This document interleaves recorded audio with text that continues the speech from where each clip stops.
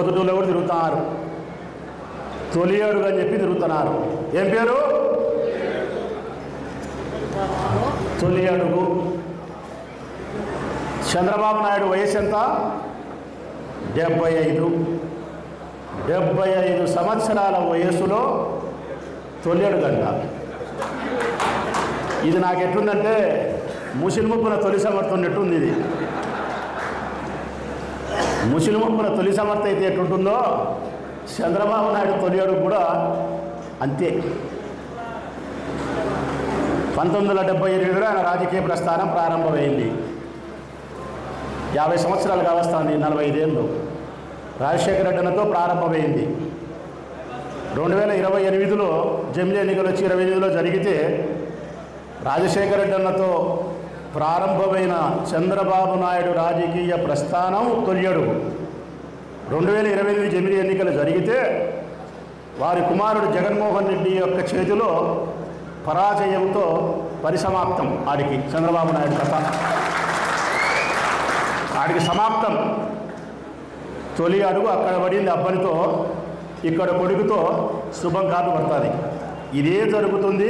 రాసి పెట్టుకోమని చెప్తాను. రాష్ట్ర వ్యాప్తంగా రాసి పెట్టుకోండి.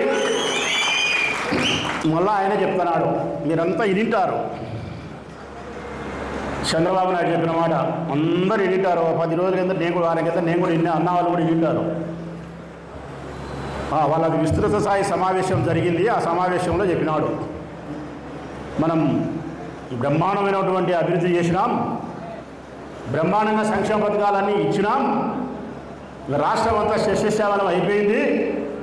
అయితే చేసిన ఘనత మనం చెప్పుకోలేకపోయినాడంట. ఆయన చెప్పుకోలేనోడు. జగన్మోహన్ రెడ్డి అబద్ధాలు చెప్పి ప్రజల మనసు పాడు చేసి ఇప్పుడు వాళ్ళు గెలిచే పరిస్థితికి వచ్చినారు అన్నాడా? అంతేనా? విన్నారు కదా. మళ్ళా చెప్తాను, వినండి. ఆయన మంచి చేసినాడంట, వాళ్ళు చెప్పుకోలేకపోతున్నారంట. జగన్ అన్ని అబద్ధాలు చెప్పి ప్రజలకు చెడగొట్టినాడంట, మనం గెలిచే పరిస్థితికి వచ్చినామంట.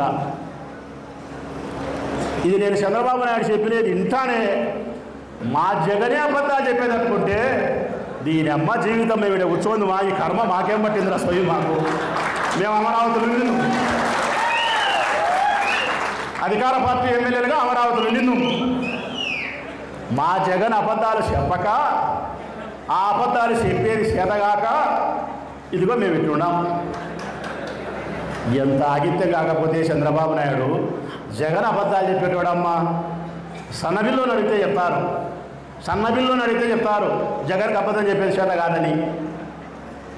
అది అయిపోయింది. నిన్న మొన్న వీళ్ళ వీడియోలలో చూసినా, పొద్దుటూరులో తొలి అడుగు అని చెప్పి సుపరిపాలనలో తొలి అడుగు అని తిరుగుతున్నారు. ఆయన ప్రెస్ మీట్ పెట్టి చెప్పినా మీ అందరి తరఫున, అయ్యా మీరు పొద్దుటూరులో తిరుగుతున్నారు, మీరు ఇచ్చింది 2, ఇయ్యబోయేటి 2 కలుపుకున్నారు. ఒకటి సుఖం అర్థం ఇచ్చినది ఒకటి ఉంది. ఇచ్చినటి 2 ఏంటంటే తల్లికి 100 మామూలుగా అయితే ఇయ్యలే. 84 లక్షల మందికి ఇవ్వాలా, 53 లక్షలు ఇచ్చినారు. ఫోన్లో మీ దుమ్ దగ్గర ఇచ్చినట్టే అనుకున్నాంలే. పెన్షన్ ఇచ్చినామంటున్నారు, 5 లక్షల పెన్షన్ తీసేసినారు. 50 ఏళ్ళకు పెన్షన్ ఇయ్యలే. ఈ సంవత్సరంలో కొత్త పెన్షన్ ఒకటి ఇయ్యలే. అయినా పర్వాలా మీ దుమ్ దగ్గర మీరు ఇచ్చినట్టే అనుకున్నాం. అది కూడా ఇంకా 2 ఇయ్యబోయేటి కూడా చెప్తున్నారు వాళ్ళు. రేపు బస్సు వేసానుగా అది ఇచ్చినట్టే అంట. ఇది ఎక్కడ నాయన స్వామి? ఇది ఏ ప్రభుత్వం ఇది చెప్పుకోగా నేను చూడలే. బేసినాక బేసింది అంటే బేసినామంటాం. రేపు ఆగస్టు 15 బస్సు వస్తుంది, అయితే బేసినట్టే. యాడికి బేసినారమ్మా? పొద్దుటూరులో బస్సు ఎక్కి దువ్వూరుకు టికెట్ కొట్టనేరనుకో, ఫ్రీ అన్నారు, కార్డు చూపించారనుకో, ఆడోళ్ళని దిస్తాడు వాడు. కారణం ఈ నుంచి కడప జిల్లా దాటితే దువ్వూరు పర్వాలే. ఈ నుంచి కడప జిల్లా దాటితే 7 నియోజకవర్గాలు దాటి మీరు ఎక్కడికి పోయినా కూడా టికెట్ కట్టాలా. అది ఇంకా వెయ్యలే, వేసినట్టే అంట. రైతులకు లెక్కీలే, ఇచ్చినట్టే అంట. అరకొరకు ఇచ్చినది ఒకటి ఉంది. అరకొరకు ఇచ్చినది గ్యాస్. మీ అందరూ ఆడోళ్ళకి తెలుసు. 100కి 30 మందికి మాత్రం కూడా గ్యాస్ పడిందో లేదో గ్యారెంటీ లేదు. పడిందమ్మా? పడలే. నేను ఇంటికి పోయి అడిగినా, నేను మా రామాపురంలో కూడా అందరిని అడిగినా, నేను శ్రీనివాసనగర్లో అడిగినా, సంజీవ్ నగర్లో లావణ్య వాళ్ళని అడిగినా, 30 మంది కూడా మళ్ళీ సార్ అంటున్నారు వేసినాం, గ్యాస్ వేసినాం అంటే 2 పథకాలేమో ఇయ్యబోయేటి, 2 ఏమో రొంత ఇచ్చినారు, 1 ఏమో ఆడికాడికి, ఇంకా 130 ఉన్నాయి. ఆడబిడ్డ నిధి ఉంది, నిరుద్యోగ భృతి ఉంది, 50 ఏళ్లకు పెన్షన్ ఉంది, 20 లక్షల ఉద్యోగాలు ఉన్నాయి, జాబ్ క్యాలెండర్ ఉంది, మద్యపాన నిషేధం అని చెప్పినాడు. మద్యపానం విషపూరితమైన బ్రాండ్లు తీసేసి అది విషం అంట, నేను అమృతం ఇస్తా అని చెప్పినాడు. అదే మందు, అదే బాటలు, అదే కైపు, అదే వ్యవహారమే, ఏం మారలే. ఆడ పెట్టాం బోర్డు, మత్తుగా పెట్టాం. జూనియర్ లాయర్లకు 10,000, వాలంటీర్లకు 10,000 రూపాయలు, అంగన్వాడీలకు గ్రాట్యుటీ, ఉద్యోగస్తులకు పిఆర్సీ, ఉద్యోగస్తులకు ఐఆర్, ఉద్యోగస్తులకు జీపీఎస్, ఇవన్నీ పెట్టారు. అలా వరుసగా చేయలే. కానీ వీళ్ళు పొద్దుటూరులో తెలుగుదేశం పార్టీ నాయకులు మాత్రం బ్రహ్మాండంగా తిరిగి అన్నీ అయిపోయినాయి. నేను అడుగుతా ఉన్నా తెలుగుదేశం పార్టీ నాయకులను, ఇన్ని సమస్యలు పెట్టుకొని ఇన్ని ఇయ్యకుండా ప్రజలకు మోసం చేసి తగుదునమ్మా అని చెప్పి మీరు పొద్దున్నే లేచి నీళ్లు పోసుకొని మీ ముఖానికి పౌడర్ వేసుకొని గంజిపెట్టి సొక్క వేసుకొని ఎడదిరుగుతారా మీరు? మీ ముఖానికి పౌడర్ పట్టించుకొని గంజిపెట్టి సొక్కా వేసుకొని ఊళ్ళో మీరు తిరుగుతారంటే అబ్బే నాకైతే బాగానే బాగాలేదు. నాకు చాలా రోతగా ఉంది ఇది. మీరు గంజి పెట్టిన సొక్కా వేసుకొని ముఖానికి పౌడర్ పట్టించుకొని ఊళ్ళో తిరగాలంటే ఇది ఆ బోర్డు పెట్టినాము చూడి, ఇవన్నీ మీరు చేర్చే మీరు పొద్దుటూరు తిరగండి. ఏమ్మా కరెక్టా కాదా? లే చెప్తున్నారు, చెప్పి ఇంకా మళ్ళీ వాళ్ళు చెప్పేది ఏంటంటే, మేము ఫలానా అని చెప్పుకోవాలంటే, మేము ఫలానా నాయకుడికి సంబంధించిన తాలూకా అని చెప్పుకోవాలంటే మేము చెప్పుకోవచ్చు రా స్వామి, మేము చెప్పుకోవచ్చు జగనన్న మనుషులమని. కారణం పులిరాది పులి. గెలిచినా ఓడినా జగన్మోహన్ రెడ్డి సింహమే. ఏనుగు సచ్చినా బతికినా అది 10,000. పులిని బోన్లో పెట్టి అడవిలో ఏడ్చినా అది సింహమే. మేం చెప్పచ్చు జగన్ మనుషులమని. మీకేం అర్హత ఉంది ఆ చెప్పుకునేదాన్ని? చంద్రబాబు నాయుడని ఏం ముడిచినాడని ఒక మాట చెప్తా రాష్ట్ర వ్యాప్తంగా అందరికీ మన నాయకుడి గురించి. వాళ్ళు ఏదో మన బోర్డు పెట్టుకొని వారు గెలిచినప్పుడు పవన్ తాలూకా మనుషులం అని. ఇప్పుడు చెప్తాను, ఆ ప్రొద్దుటూరుని వేదిక చేసుకొని రాచమల్లనే ఈ జగన్ అభిమాని చెప్తా ఉన్నాడు, జగన్ అనుచరుడు చెప్తా ఉన్నాడు మీ అందరి మాటగా,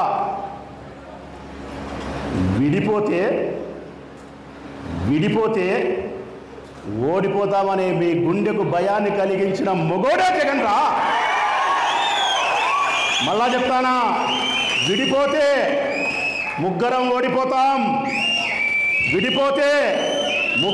ఓడిపోతాం. నీ గుండెకు భయాన్ని పరిచయం చేసినోడే జగన్. ఆ జగన్ తాలూకానే రాచమల్లు, ఆ జగన్ తాలూకానే వైఎస్ఆర్ కాంగ్రెస్ పార్టీ శ్రేణులు. ఇట్లా ఏడన్నా చెప్పుకోవాలంటే ఒక లీడర్కి ఇజ్జత్ ఉండాలా. మా లీడర్కి ఉంది, మీ లీడర్కి ఏముందయ్యా? తెల్లవారి లేచే వాడు వంశీ చెప్పినట్టు నోరు తెరిచే అబద్ధాలు, నోటికి వచ్చిన అబద్ధమల్లా చెప్పినాడు. మీరు ఇష్టం ఏదైనా సరే ఇది ఇచ్చా. కర్మకు అప్పుడు ఎవరైనా పొరపాటున నా చెల్లెలు ఏదైనా ఒక చెల్లెలు నిండు గర్భిణి, నెలలు నిండి నొప్పులు ఎక్కువై బాధపడతా ఉండి ఓటు రేపు ఉంటే ఆయమ్మ కూడా చంద్రబాబు నాయుడు చెప్పిండు, నాకు ఓటు వేయమ్మా, నీ నొప్పులు కూడా నేను తీసుకొని నేనే కంటానని బిడ్డను. అందరికీ నేను ఈ విషయాలన్నీ మనం జనంలోకి తీసుకుపోవాలా. 4 సంవత్సరాలు ఉంది, మనలో పట్టుదల ఉండాలా, ఒక కసి ఉండాలా, మన నాయకుడిని ముఖ్యమంత్రిగా చేసుకోవాలనే సంకల్పం ఉండాలి మనలో. 2024లో మనకు జరిగిన అవమానానికి ప్రతీకారం ఇచ్చి తీరాలనే పట్టుదల మనలో ఉండాలా. నాకుంది తమ్ముళ్ళు చెల్లెళ్ళు, మీరు నమ్ముతారో నమ్మరో, బువ్వ పట్టుకుంటే చంద్రబాబు నాయుడే కనిపిస్తున్నాడు. ఎవరి ముఖం లేక చూసినా కూటమి నాయకులే కనిపిస్తున్నారు నాకు. నా మనసు ప్రతిరోజు రగులుతాంది. 24లో మనకు జరిగిన అవమానానికి ప్రతీకారం అంటుంది నా మనస్సు. ఆ కసి మనలో ఉండాలా. మళ్ళీ మనం గెలవాలా. మన నాయకుడి ముఖ్యమంత్రిగా మనం చూసుకోవాల్సిన అవసరం ఉంది. ఈరోజు వాళ్ళు చేసిన అఘాయిత్యాలు ఏమైతే ఉన్నాయో అన్నిటికీ మనం సమాధానం చెప్పాల్సినటువంటి బాధ్యత మన మీద ఉంది. ఎప్పుడో 29లో ఎన్నికలు వస్తాయనుకుంటున్నారు. నేను అటు అనుకోవడంలే. 24లో మనకు జరిగినటువంటి బాధకు ప్రతీకారం తీర్చే స్థితికి నేను 29 అనుకోలే. రేపు సంవత్సరంలో స్థానిక సంస్థలు వస్తే 26 మార్చికి అయిపోతాయి, జూన్కి అయిపోతాయి. 26 సంవత్సరంలో స్థానిక సంస్థల ఎన్నికలు జరిగితే 29 వరకు కూడా ఆగే పరిస్థితి లేదు నా మనస్సు. ఈ ప్రొద్దుటూరు నియోజకవర్గంలో స్థానిక సంస్థల ఎన్నికలు ఎప్పుడు జరిగినా కూడా నా ఎన్నికల కంటే అత్యంత ప్రతిష్టాత్మకంగా మీ ఎన్నికలు తీసుకుంటా. నేను ప్రతి సర్పంచ్ను గెలిపించడానికి ప్రయత్నం చేస్తా, ప్రతి ఎంపీటీసీని గెలిపించడానికి ప్రయత్నం చేస్తా, ప్రతి కౌన్సిలర్ను గెలిపించడానికి ప్రయత్నం చేస్తా.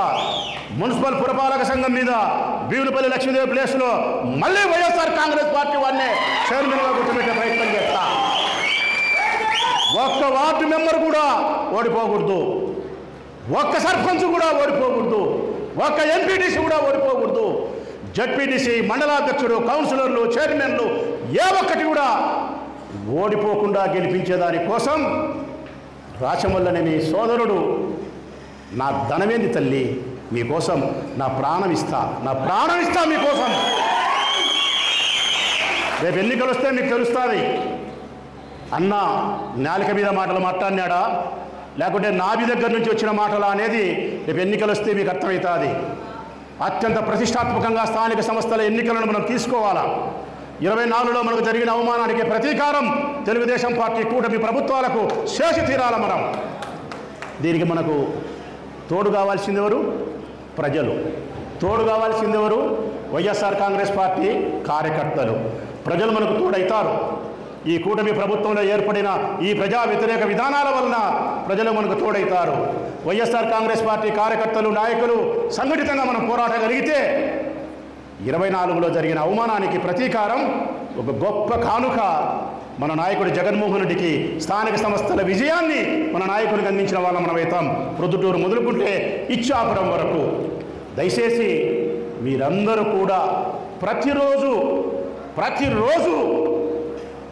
26లో స్థానిక సంస్థలు గెలవడానికి కానీ 29లో మనం శాసనసభ పార్లమెంట్ ఎన్నికల్లో గెలవడానికి కానీ ఆ ప్రయత్నం చేసే దిశగా నేటి నుంచే మనం అడుగులు వేయాల్సిన పరిస్థితి ఉంది.